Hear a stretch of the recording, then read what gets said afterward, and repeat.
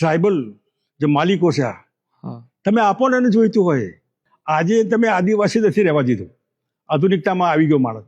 એ જો ભિલિસ્તાન માગતા હોય તો મેં પોતે સર્વે કર્યો છે. મહારાષ્ટ્ર, ગુજરાત, મધ્યપ્રદેશ ને ઓરિસ્સામાં લગભગ 70 જેટલી વિધાનસભાની સીટો થાય છે. આપો એમને.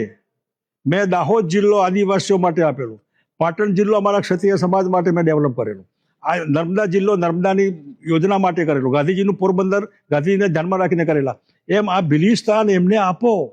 આ ડિસેન્ટ્રલાઇઝ છે. પંજાબમાં હરિયાણા જુદું પડ્યું, મહારાષ્ટ્રમાંથી ગુજરાત જુદું પડ્યું. તો આટલા રાજ્યોમાંથી થોડું થોડું જ્યાં એમની બહુમતી હોય ત્યાં આપો ને ભેગા થઈને એમને. હું આદિવાસીઓ માટે અલગ બેટાલિયનના મતનો છું કે માર રેજિમેન્ટ એવી આદિવાસી રેજિમેન્ટ બનાવો. માર્શલ લોકો છે, બિલકુલ હાઇટ બોડી અને ફર્સ્ટ ક્લાસ ફિઝિકલી ફિટ. આપો ને નવી રેજિમેન્ટ એમને. એવી રીતે અલગ ભિલિસ્તાન હોવું જોઈએ અને હું એ મતનો છું.